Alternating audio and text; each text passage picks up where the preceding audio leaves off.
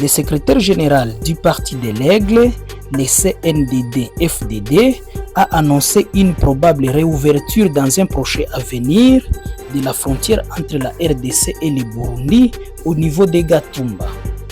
Lors d'une conférence de presse tenue ce vendredi 2 janvier 2026, le secrétaire général du parti CNDD-FDD, M. Reverien Ndikurio, a justifié la fermeture partielle de la frontière terrestre entre le Burundi et la RDC par des impératifs sécuritaires liés aux dynamiques régionales.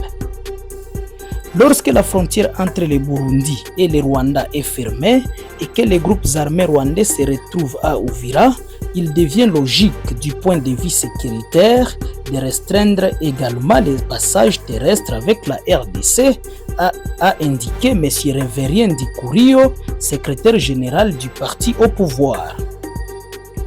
La frontière de Gatumba sera ouverte en même temps que celle avec le Rwanda, a ajouté Ndikurio, secrétaire du parti au pouvoir, en réponse à une question sur l'éventuelle négociation en vue de la réouverture de la frontière entre le Burundi et la RDC via Gatumba.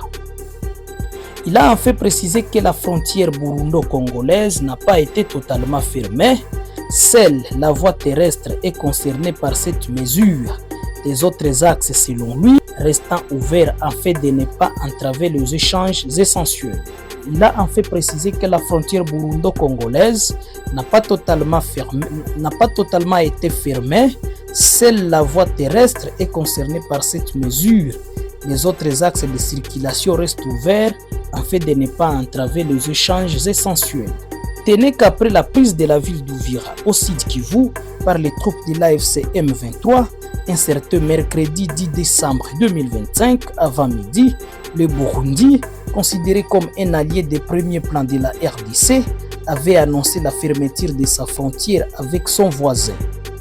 Ce pays limitrophe, qui accueille 2 milliers de déplacés congolais venus d'Uvira, justifie cette décision par la nécessité de se protéger contre toute tentative d'intrusion.